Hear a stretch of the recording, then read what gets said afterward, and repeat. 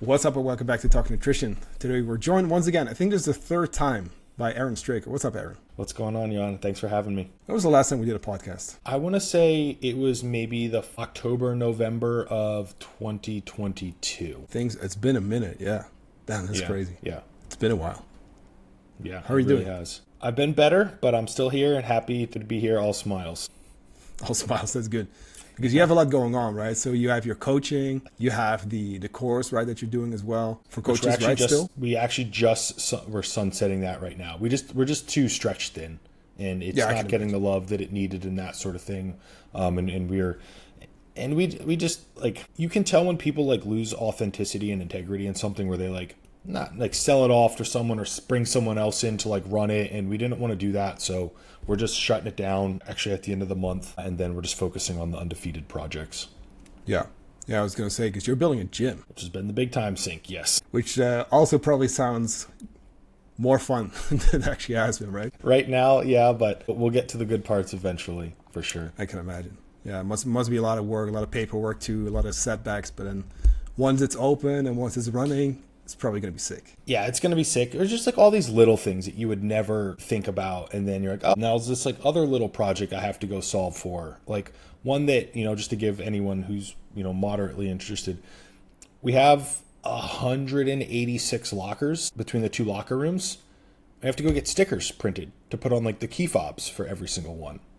So like, I'm like, okay, I need to go like source that down and be like, hey, we need individual stickers. No two stickers are the same because they're all numbers. Yeah. And how do we do that? So like that's like this, but that's just like one of like 80 little project things like that you just don't think about, and then it shows up one day and you're like, oh yeah, we need to figure that out. Yeah. That's in Bali, right? The gym? That's in Canggu, where you live? It is right outside of Canggu in Tumbuk Bayou. Cool. So from if you're in like Canggu proper, it would take you 10 minutes on a motorbike to get there. Oh, that's great. So you're definitely staying there for a while then still. At least part-time, yeah. I think in 2026, my fiance and I are going to move back to the States to set up like a Western world home front, just to have a home base out there, because I'm definitely craving like some winter. I've lived in summer, perpetual summer, for the last 10 years of my life, 10 years plus at this point. And you do kind of get sick of it. So like, it's just, especially right now, like it's so hot every day. Like if I'm going to the cafe, like I'm sweat just ripping down my back, and that's day in and day out, and it just gets old after a while. So yeah, we're gonna set up shop back in the States at the beginning of next year, and then have a home base back in the US as well. That's nice. I guess it's wherever you live, right? I mean, you can see it from my window right now. It's snowing like hell. Mm-hmm. We're gonna have snow through probably at least mid-April-ish, I think. And then it'll probably come back like maybe late October, early November or so. So, when it's nice here, it's great. But we get a lot of snow. And at some point, you're like, I want to see the sun again.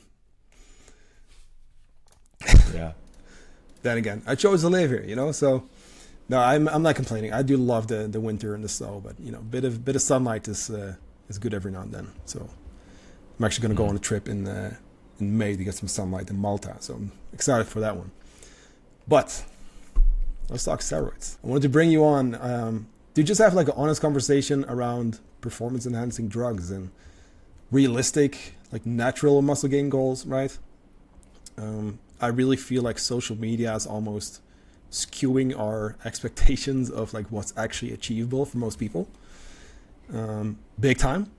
So that's why I wanted to bring you on, because obviously, right, you have your own personal journey with this right now, starting with TRT and then now doing enhanced bodybuilding. So I just want to bring you on and just talk about this stuff and, set people up with realistic expectations, because like you said before we hit record, it's not all just sunshine and, like you just take this thing and you're going to get jacked, right? Yeah. So let's start with the natural kind of like what's realistic, like how much muscle could we build if we're not on steroids. Let's say someone has a muscle gain goal, right? What do you want to call it? Mm-hmm. Jacked, toned, whether they're female, male, whatever. How much can you actually build in a year, like realistically? I know it depends, but like ballpark.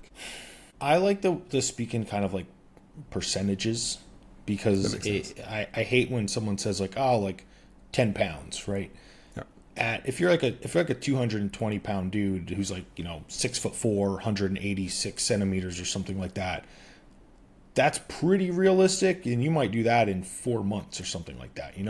If you're the 55, 52 kilo woman, like that's who's only 110 pounds to start, like that's 10% of your body weight. That's not very realistic in such an acute time frame, right? So I like to, with my clients, the number that I find I'm using mostly for a single like build season is about 7.5% increase in body weight. Right. So if That's let's body say weight. that person, 7.5%. So let's say for a really simple example, someone's 100 kilos, we're going to go to 107.5. Right. Now, there's a few different markers that change that. Right. And that's how long are you willing to spend in a build. Right. The example you kind of gave is a year. If we're able to dedicate an entire year, like it can be pretty lucrative. Like I just wrapped up a build with a natural client. He's 24, 6 foot. So that's about 181 centimeters, I believe. We started at 175 pounds, which I think is going to be maybe like 80-ish kilos. And we put on, okay. Yeah. We put on 22 pounds, over a year. And that's not straight muscle, like some body fat, but he started very, very lean, about 7% body fat, like very, very lean. And we ended at about 11, like abs still there. Maybe 12%, like abs still there. And that's 20 pounds in a year. So that's like 175 to just under 200. It's really, really, really good. But the next caveat, he dedicated an entire year to it, tracking his food throughout the entirety of the year, training really, really hard. When he had like work trips or other things like that, he was still tracking his food, bringing extra food. It was a priority throughout the entirety. So the thing that people often, miss is it's very simply like what you get out is relative to what you put in. And that's, I think, the thing that sidelines people the most is muscle gain natural, especially if you are like later in life, let's call it like 30, like mid 30s plus. And if you are previously coming from like an unhealthier period of your life before, and you're like new to this like healthier lifestyle, I'm using, some weasel words and air quotes and sort of thing, it will take you longer and the results will not be as lucrative immediately because of the newness of this kind of lifestyle for you. But once you are pretty well cemented, you're starting from a relatively lean body fat percentage, people would be amazed at what they can do naturally. It just is not 8 weeks, 12 weeks, 16 weeks, 20 weeks. It's like 2 years or more, pretty much. Yeah. Yeah, it takes a long time. I mean, like I have been building. I did do a mini cut last month, or actually January. I wrapped it up last month. And then now I'm slowly going to be building again. I just want to spend as much time as possible, like slowly gaining weight and just giving it a long time. Like I've really only done like one really long bulk, which was in 2021, 22, I think. It was pretty much like a year. And I've never built that much muscle, right? It took a long time, especially towards the end, dude. I was eating. It was hard to eat that much. I had to get to the gym. I had to push myself really hard at the gym.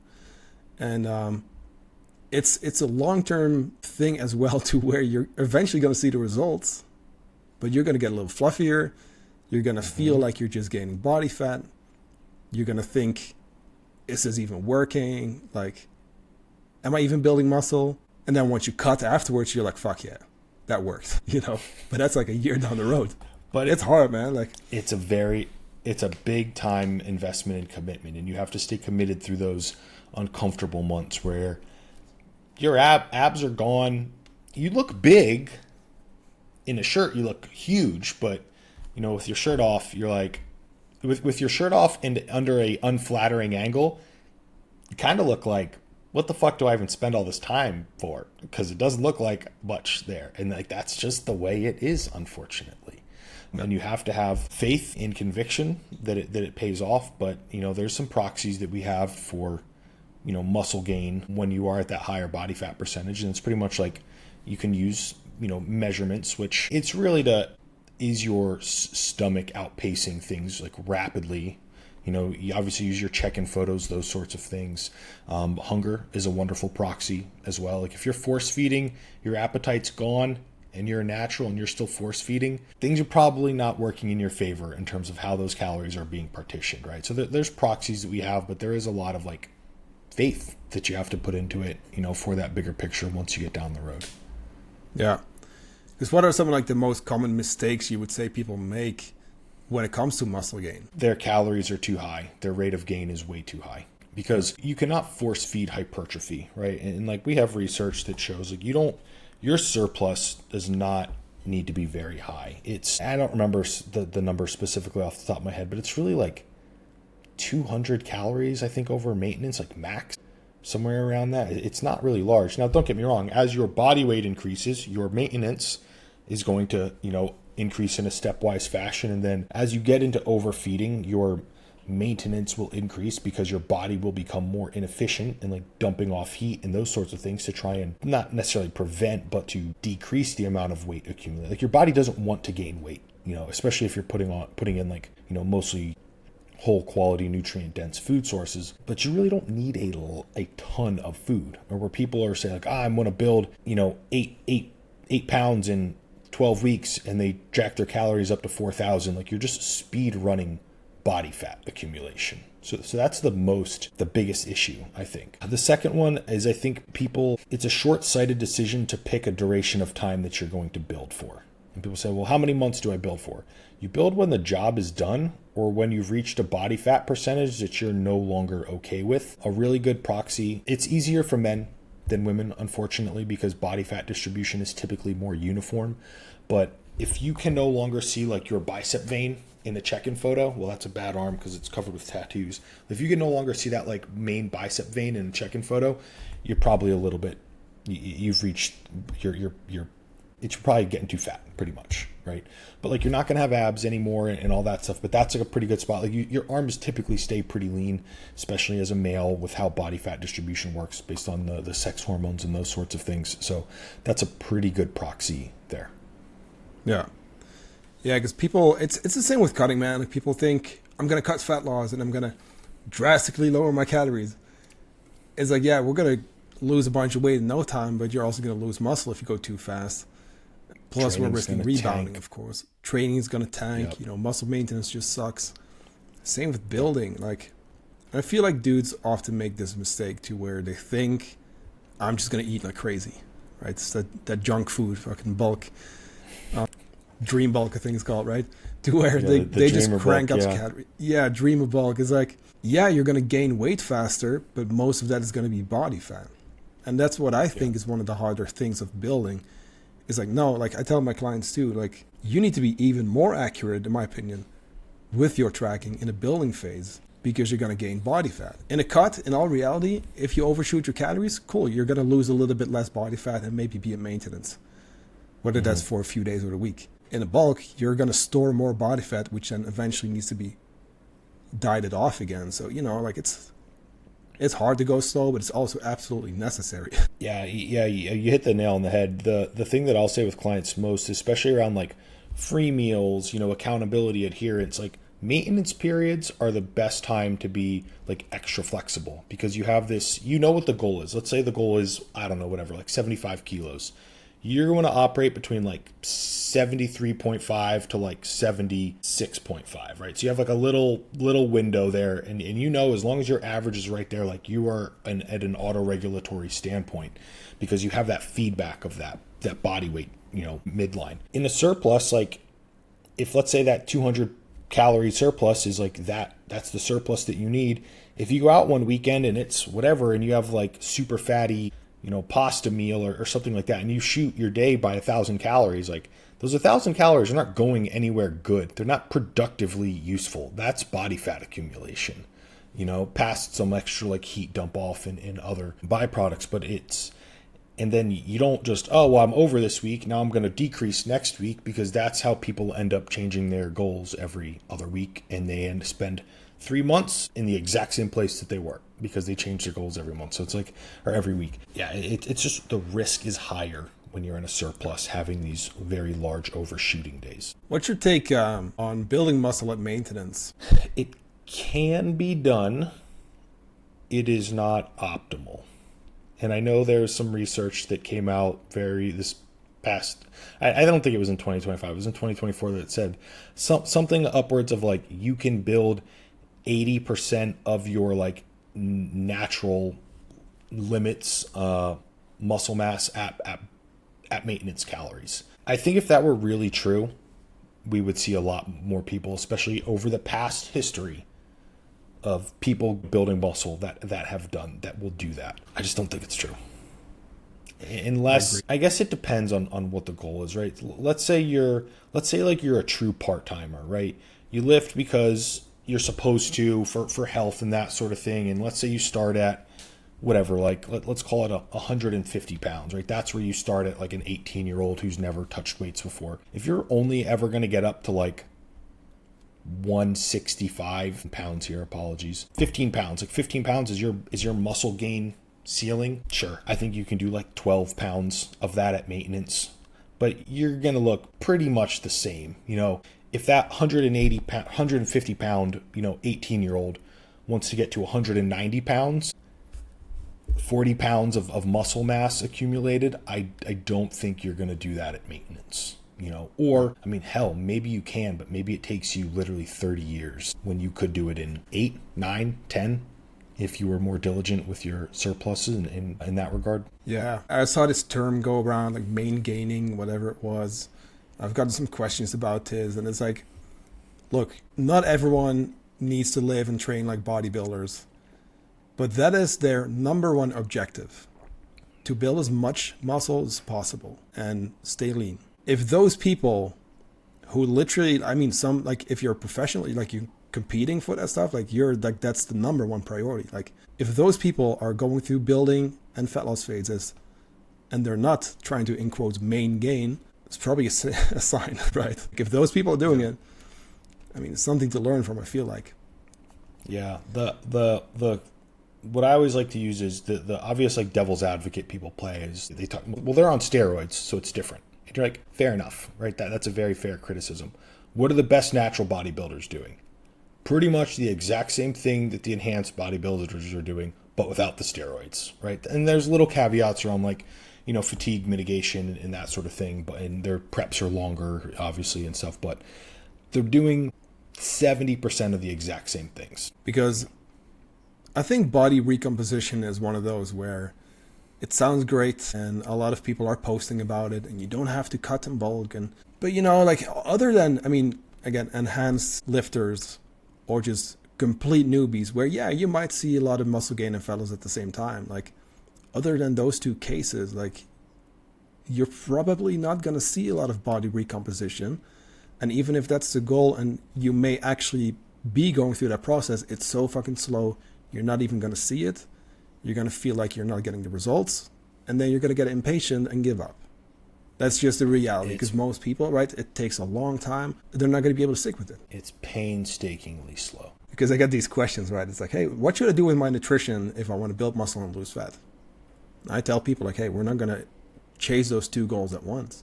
Because if we can go through a season of building mostly muscle with minimal fat gain and then cutting mostly body fat while maintaining muscle, you'll see more results faster, more bang for your buck, right? Yeah.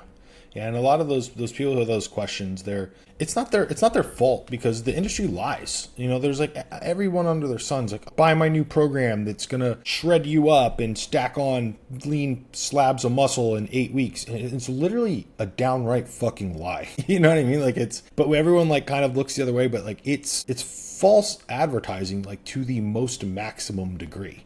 And it just doesn't happen. Now, there are some things, like if you take someone who's relatively untrained, you train them really hard and put them on like a really quality diet and put them at like a 10% deficit or something like that. Like they will build muscle, right? Because you're just forced, those new stimuli are very, very high, right? The adaptations will happen.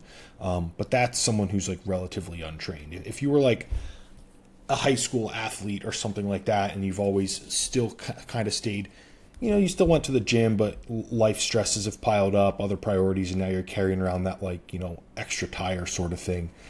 you're not going to just like lean back down to 15% body fat, doing like body recomposition at maintenance in 3 months. Like, you need a dedicated fat loss effort. And the cool thing there is that with fat loss, you can go way faster than that building phase. So much faster. Easily twice as fast. I want to bring that up because I get this question sometimes where people think, hey, okay, so basically if I'm going to be building and then cutting again and then going back and forth, like, will I stay in the same place? I'm like, no.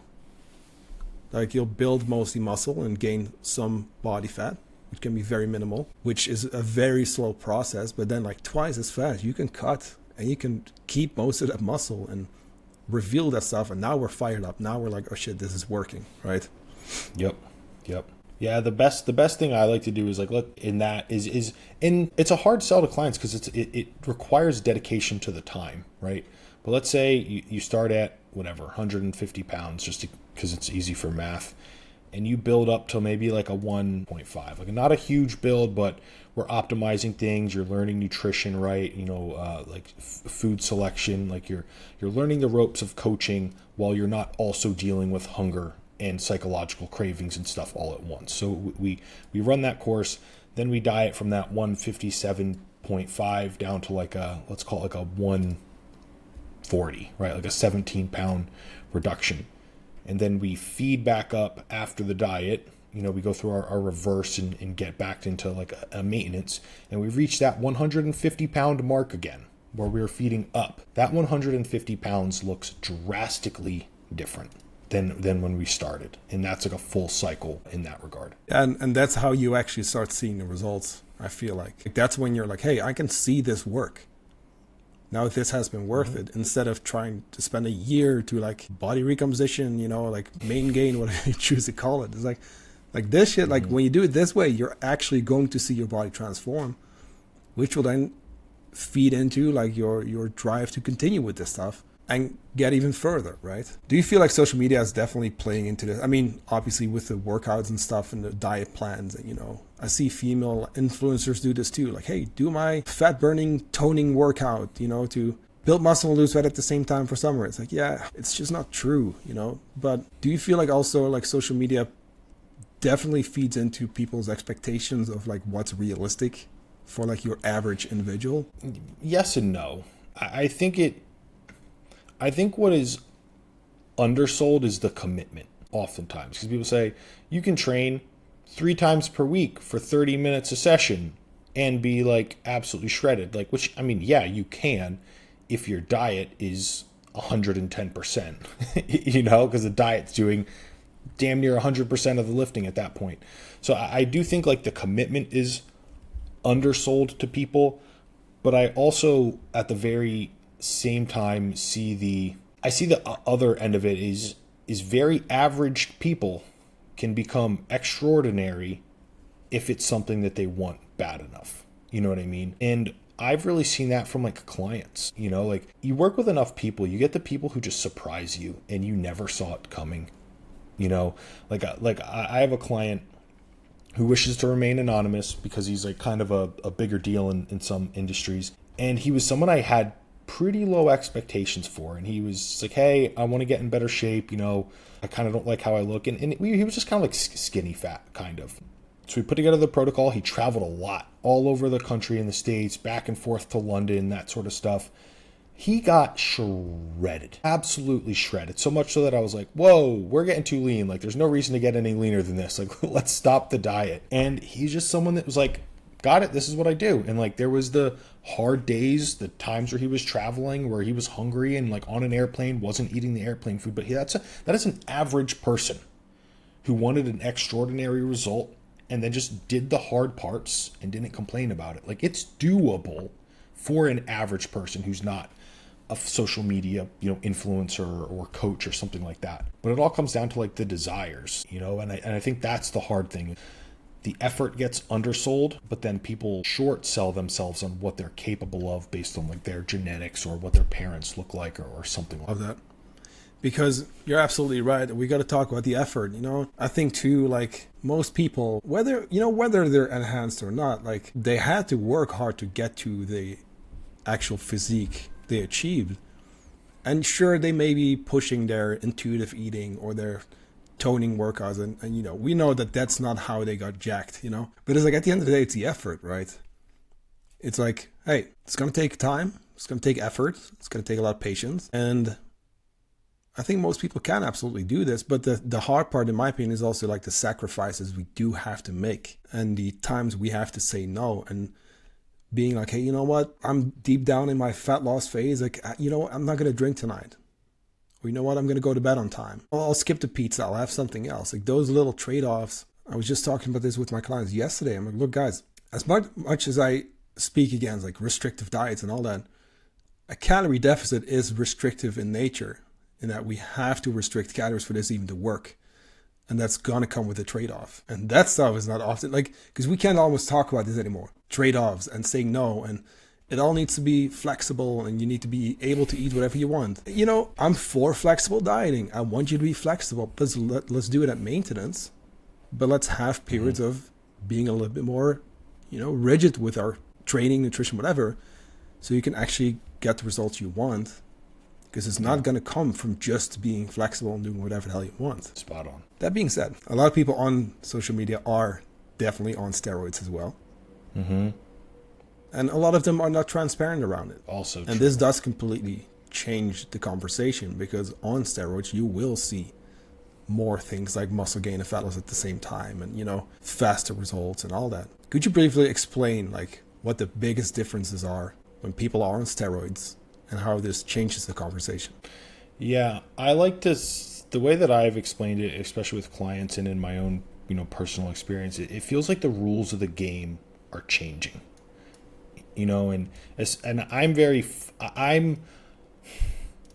feel like I'm very fortunate. I spent 20 years lifting as a natural, right? I was like 3 or 4 weeks before my 36th birthday is when I started testosterone.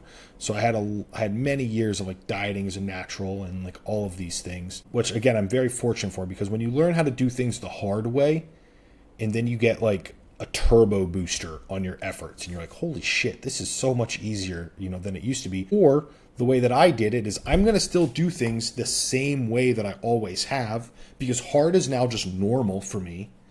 And you have like a double turbo booster. It's insane. So the way that it changes things is you're changing your calorie partitioning, really.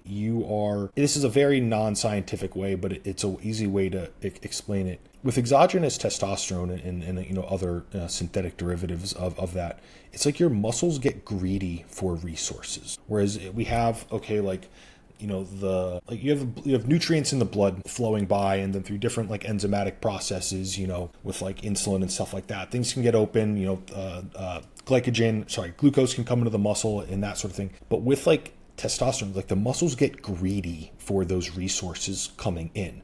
So the muscles like uptake more than they normally would, and therefore there's less things left over that can be like deposited to body fat and those sorts of things. So it's your efforts produce more result, nothing else being different except obviously the introduction of the exogenous hormones. So that's one side of it. Depending on where your state, you know, hormonal, how your life, you know, psychological, those sorts of things, you might find that like training is more fun. You're more driven to train more, to train harder. One thing that I experienced, and I'm going to use the term aggression, and that's typically used in a negative connotation, but not.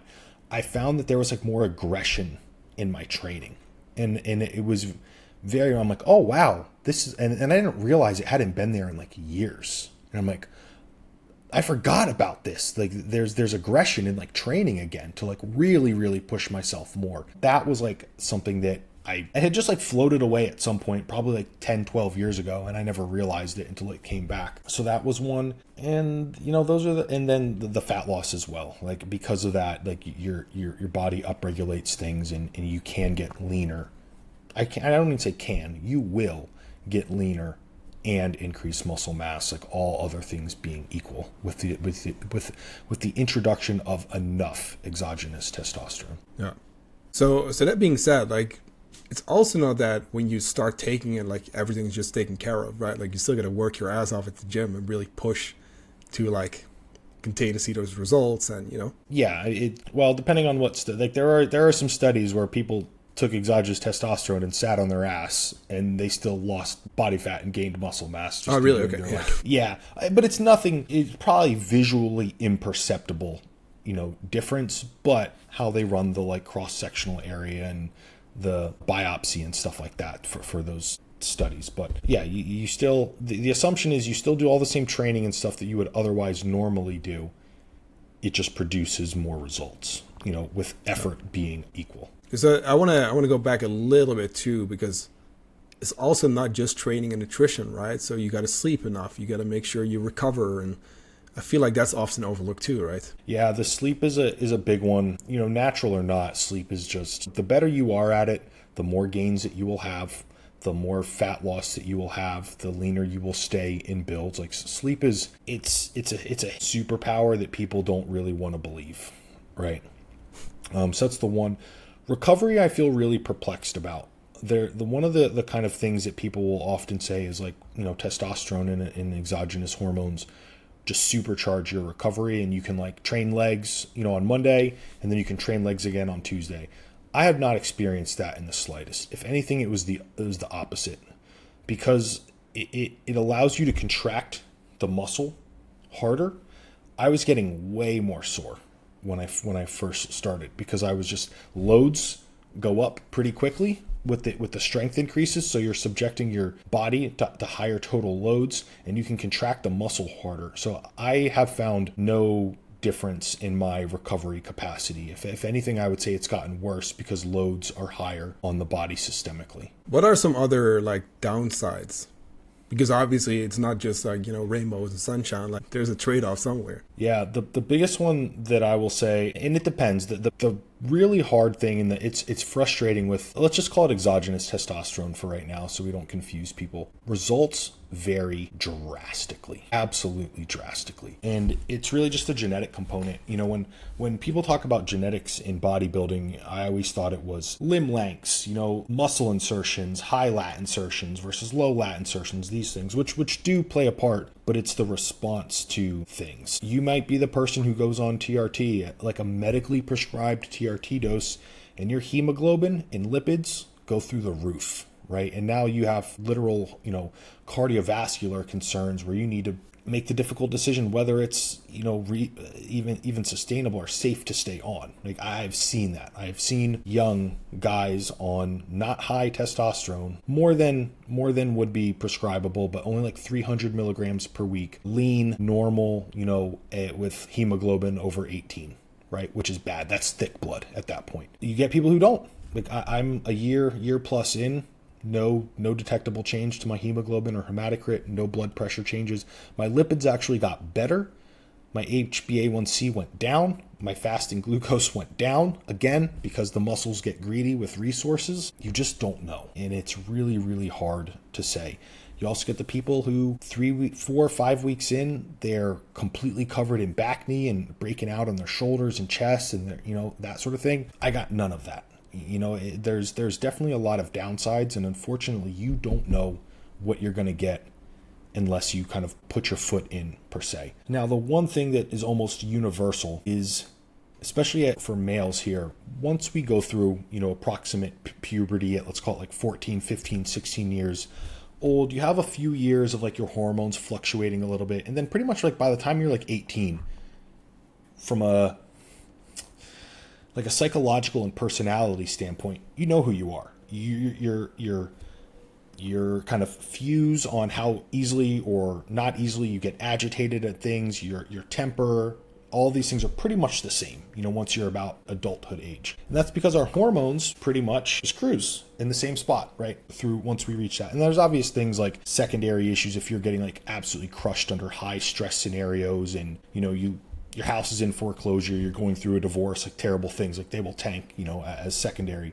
But you pretty much know what things are like. You start introducing a new hormone and a level, and then things start fluctuating. Like your estrogen goes up, your estrogen comes down. You start having to experience things in your life that you, with changes in your like personality traits and stuff and how you feel, and you don't really understand why. So you might be somewhere and You might be getting like super emotional about something. You're like, fuck, dude, why am I trying to fight back tears in the grocery store for no goddamn reason? You know what I mean? Or this like little thing that wouldn't normally make you mad. You're like, your heart rate's like racing and you feel like you're super pissy about something. It's because things are changing, and that was something that I was unprepared for. Now, don't get me wrong, it's not, once your dose is set, things settle. But as you're introducing for the first time, or maybe that dose is too low for you, too high for you, as things change, the way I like to describe it is, if you have a bucket filled with water and you push it, what happens? It's going to shift one way, and then it's going to like slosh back the other way, and then it's going to slosh again, and eventually it's going to settle. Like every time you're either putting in a new hormone or something like that, there's going to have that like sloshing and settling period. And in that, you have to really kind of like do your mental work to be like, this is why maybe my estrogen's high, maybe my estrogen's too low, maybe my testosterone's too high, maybe it's too low, and kind of walk yourself back through those. But that was something that I was kind of unprepared for, was feeling emotions in ways that I hadn't felt in 20 plus years. Because you started with TRT, correct? Yep. Just over a year ago. What was like the main reasoning for that decision? Was it labs? Was it? No, I kind of just, I've always been someone who likes to formulate my own opinions, even as like a child and, through adolescence and that sort of thing. And because I'm an American and the majority of my clientele are American, and we have the wild, wild west in the United States of the hormone clinics, and I am not even exaggerating. The overwhelming majority of them are absolute dog shit quality, absolute dog shit in how they manage their clients and stuff. So, and as I aged, I started getting clients who were like older and older. So a fair, about 15, I'd say, % of the clientele that would reach out to me came to me on, TRT. And through varying degrees of just very poor management, I had to learn, and asking for labs and like seeing clients with a hemoglobin of 18, be like, hey, you need to go talk to your provider right now. Like this is way too high for you just to be living your life with a hemoglobin of 18. So I had to learn things. So that was a portion of it. And I was kind of just like ready. I admittedly kind of thought it was a bit of a panacea, and I would start TRT and I'd have like all this energy, and all these other things that didn't really come to fruition. But I had planned, with my coach, this big long thing. I said, hey, I want to do this like year long plus project where I go through like this really long build, get as big as I, until I get over fat, right? Diet down to my absolute best physique I've ever had. I've been training for 20 years. I want to do like one last hurrah, see what I can put together naturally as like a 36-year-old male. And then I'm going to start TRT. So it was just kind of a decision I had made that it was just like, I was just going to do it, So that was where that decision really had came from. So it wasn't like I'm feeling low energy or anything like that. It was just something that I said I was going to do. And then I just stuck to my word on. Yeah. Oh, that's cool. It makes sense. So now, obviously, you're getting ready for like actual bodybuilding competitions, to where now you did take it a step further into like actual steroid use, right? Yes. Yeah. What was that main decision first? Like, where are you like, hey, definitely. So I had previously talked about how I had this like big year-long goal of this best physique ever, and then at the end of it, TRT goes in. So the goal, I'm very, very proud of that natural physique that I built, so much so that I leave it pinned as my first post on my Instagram, right? That's like the very first post that you will see on my Instagram is that final physique as a natural. I kind of erroneously never set any goals past starting TRT. And in that, I learned that I am a very, very goal-driven person. And then once I reached the proverbial top of my mountain, like had this incredible physique that I was really proud of, started TRT, and then I remember I was sitting in the sauna one day because it was part of like my protocol. I would be in the sauna for 20 minutes. On my non-training days, I would go in and do cardio and then the sauna. And I'm in the sauna, and it's a particularly hard sauna day. And I'm like, I gotta go to like 22 minutes. I'm at minute like 15 and I'm just dying and I'm miserable. And I'm thinking to myself, like, why the fuck am I still doing this? Like, the goal's over. I accomplished the goal. Like, why am I still kicking my ass in the sauna? Like, and I was really having a hard time finding an answer, because I realized like, I have no more goals, and the thing that had happened was I had always told myself, once I got to maybe like 28 sort of thing, that my kind of pie in the sky ultimate goal is I'd like to be around like 210 pounds at like 210 at like 11% body fat. That was like my pie in the sky goal. What I wasn't prepared for is that happened within 5 weeks of adding that TRT.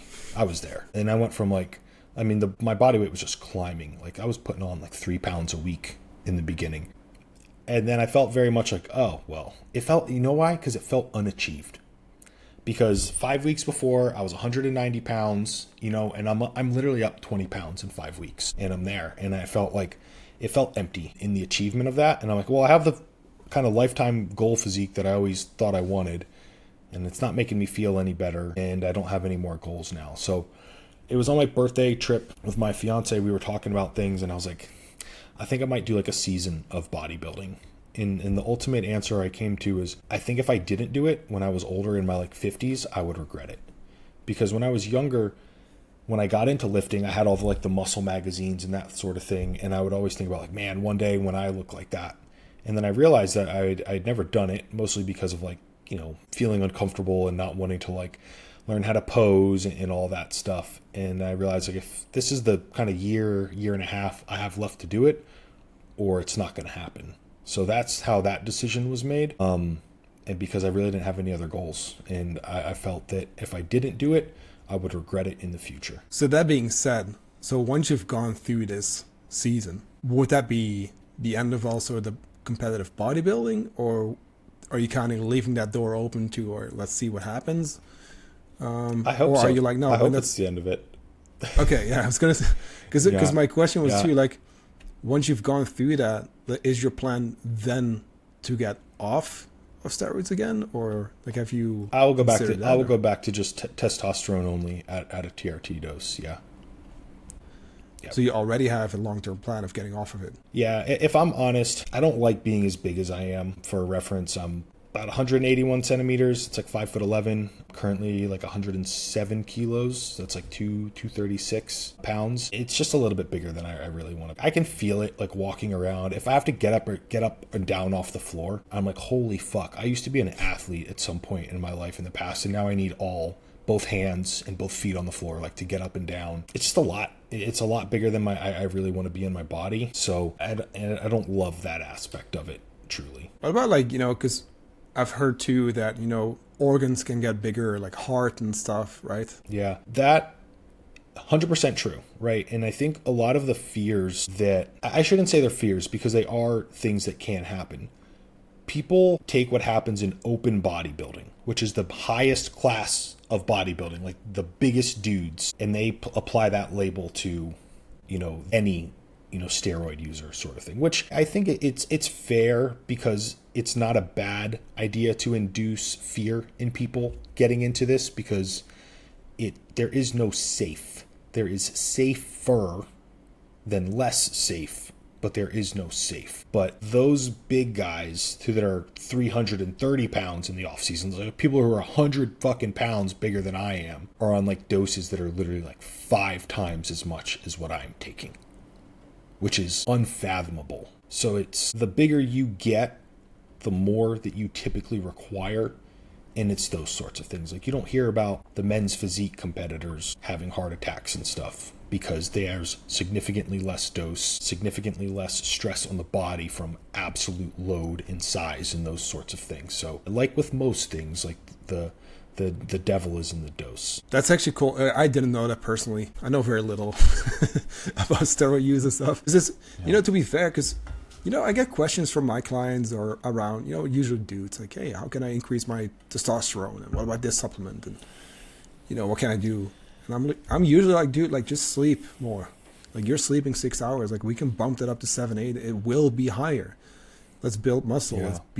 Let's get lean. And there's a lot you can do. But with my clients, the steroid conversation is just not even there, So I've never really looked into it either.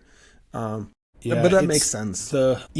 Yeah, it's, and again, I'm not trying to say that it is safe. And to be fully transparent, I was very scared when I got started. I'm very, I can't say I'm risk averse, because then everyone would be like, this dude's a fucking liar. He's saying he's risk averse. He's taking steroids. But I was not I'm just going to get in. I was very, very nervous. And I was actually joking. I was on another podcast a couple weeks back with friends. I got labs done 8 times last year. And I didn't really realize it, but I was just like, anytime I felt kind of like off or different, I'm like, I'm just going to pull some labs and double check. So I was quite concerned about things. And it wasn't until I like literally built rapport with myself and being like, okay, I've been doing X, Y, and Z. Let me look at my labs. Lipids are actually better than when I was in natural. My HbA1c is going down kind of like month over month. Okay, I have like an inside look at what things are looking like on the inside of my body. I know what I'm putting into my body, and it kind of like calmed my fears a little bit. But yeah, I was definitely very, very afraid as I got into it, because you hear these horror stories and stuff, and you just don't know. And it was one of those things like if you've never dieted before and you're listening to like Dr. Jason Fung or whatever, and he's saying like carbs are what make people fat and stuff, you might be like, oh fuck, I can't have carbs, But if you've been through an actual calorie deficit and like you've learned through trial by fire and you've eaten 200 plus grams of carbs per day and gotten lean and stuff, and someone's like, how are you eating those carbs? They're making you fat. And you're like, listen, you do not know what you're talking about, unfortunately. But it's one of those things. Like sometimes it takes living through something to gain enough relevant experience to change a previous opinion about it. It makes sense. This is actually unrelated, but I got a question about this from 2 clients this week. So I kind of, because we're talking about something similar, I kind of want to bring it up. Sure. Because there was a article, Norwegian article, I think it was, I have it pulled up here. It's actually in one of the main newspapers. I yet have to look into it, but it's basically a, in quotes, expert who talks about, that, high amounts of protein will get stored as body fat. And I told my client, I'm like, you're not going to store protein as body fat, in your case specifically. There have been protein overfeeding studies, which we can pull up, where people had 400 grams of protein in a calorie surplus and they didn't gain body fat. I still think it's fascinating, but like that's actual research, right? And then we have an expert who says you should stay away from protein powders and you don't need the proteins and all that stuff. I'm like, look, first of all, it's mainstream media. And unfortunately, mainstream media is absolutely trash 9 out of 10 times. That's not just nutrition or fitness, that's just generally speaking. Because we know most people follow mainstream media, and those most people are following the diets and the crazy health advice and the nutrition advice that mainstream media puts out. Those are also the people who are struggling with their health and who are overweight and who are unhealthy, So I'm like, look, I get it. It makes sense. And you see this and it's maybe alarming, whatever you want to call it. But me personally, and I know you even more, like I've worked with hundreds of people over the years. I've helped them lose fat. 9 every single time. Not even 9 out of 10. Like every single time, it's been the high protein diets where people get the best results fat loss wise. And those things just piss me off really, because it's like, here we go again. It's like, information that actually doesn't seem to be true. And people who apparently don't know what you're talking about, right, are putting this out. It's making people confused. And it's like, dude, now you need those proteins. You're not going to store this body fat. And even if there was an amount, you're not going to be even able to eat that much. Yeah. It would be absurdly high. And I mean, just the thermic effect of feeding, right? Like case in point, protein, you're going to, oxidize effectively 25% of your protein intake through the digestion and assimilation process of those calories of protein, about 25%. Carbs drop to about like 12 to 15% of that. And then fats are like 5 to 7. In the same reason, like I don't know if like Korean barbecue or like the all you can eat kind of Korean barbecue thing is popular in Norway, but at least in parts of the States and like in Asia it is. If you eat enough meat, your body starts sweating profusely because it is working so hard to try and digest all of those proteins that you've just ingested. There's this colloquial term like the meat sweats, when you start sweating from eating too much meat. There is no carb sweats. There is no like walnut sweats or avocado sweats from like eating too much fats. Right. It's just not true.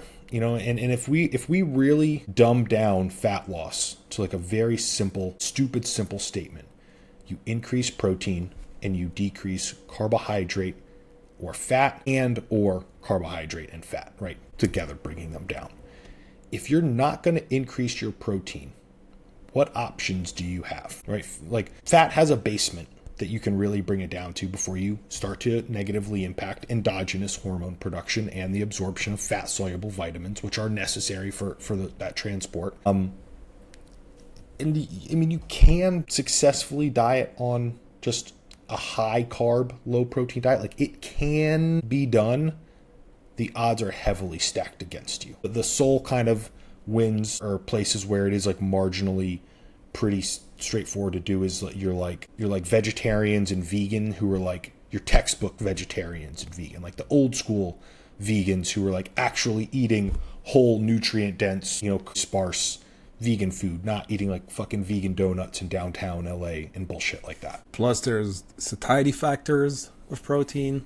There's muscle maintenance needed so much. But this goes back to your point. It's like having gone through the experience, that's the only moment you as a person will actually accept it almost, or, because you might still have your questions. You might still feel like, is this really true? Because I read that protein. No, go through the thing, see the results, and then you'll have your answer. And let's not fall for like the mainstream stuff. Because again, if you follow those people, like people who say that carbohydrate will make you fat, okay, cool, sure, let's try, let's see what happens. It can if you eat enough of it, like, yeah, absolutely, yeah. But it's fuck. Now that is one thing that just drives me to do this podcast and stuff, and just have these kind of conversations around topics, because it clears a lot of things up, Yeah. But going back to your TRT and steroid use, like, I can tell that you're also very like responsible with it, if that makes any sense. Like, you're getting your labs done, you're looking into it, you're monitoring things, and you are aware of the drawbacks, and there's even an exit plan already. So, I mean, I'm not going to do it, but yeah, I can very much relate to that, and that's probably how I would if I were to do it. Yeah, I've never been. I don't know. I feel a bit of like a hypocrite, honestly, kind of, because I do still very much have at heart kind of like my natty kind of ethos. And I do feel like kind of a cheater, because I definitely feel very perplexed, because I do nothing different, right? I train just as hard as I always have. If anything, I'm doing less volume now because of what I talked about earlier, because I just can't handle the systemic loads, because the loads are higher, My dietitian is just as diligent. I'm sleeping the same, all that stuff, but I'm literally 45 pounds. And I do feel like a little bit like deflated, because I'm just kind of like, I'm just like a great responder to gear, and now I'm just 235 pounds with abs still, and it does feel like a little bit of like a letdown, but I'm definitely not the person who's going to be like, steroids are awesome, they're going to make your world 1,000 times better and all that stuff. Like, it doesn't feel that way. Like, the muscle gain has been, no denying how successful that has been, but there's a lot of frustrating parts. Like,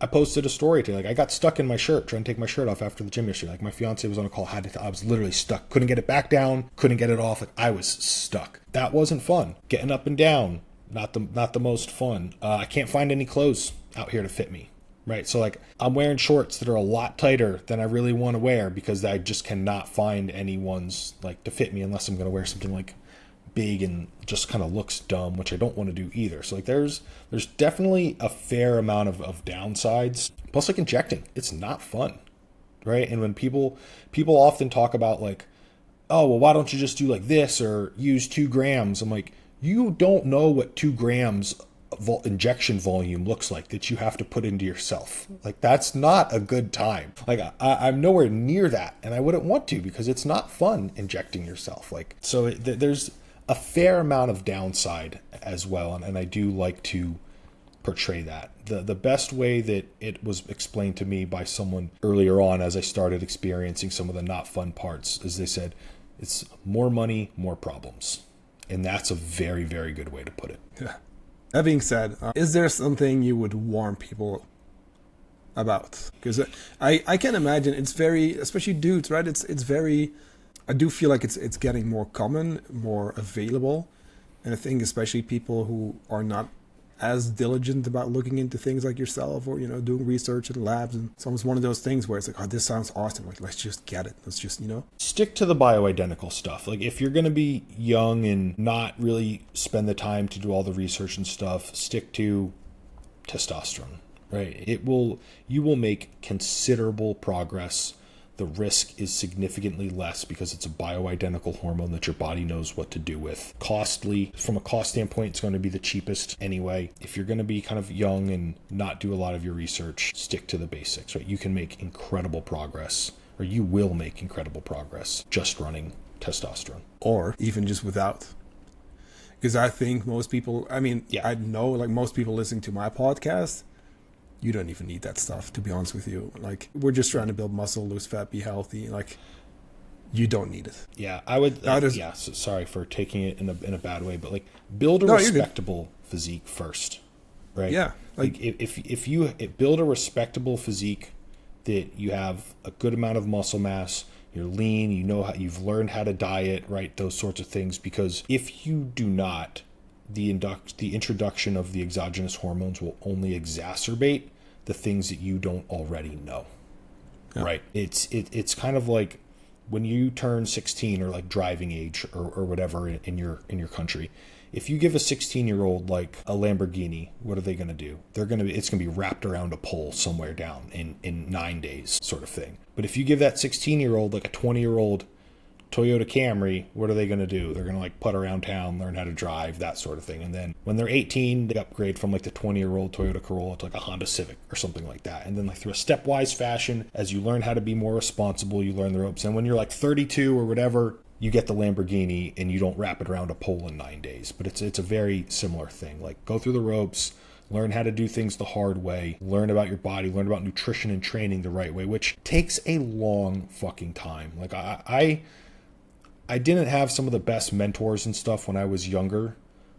And it took me a solid like 12 years to really, and that's with training 5 days a week in the gym, being really into it, before I really learned about like nutrition and training to a good, I was 30 before I felt like I had a pretty firm grasp, and I started when I was 15. So like, it took me a really long time. So you're not learning everything in 2 years. There's just no way.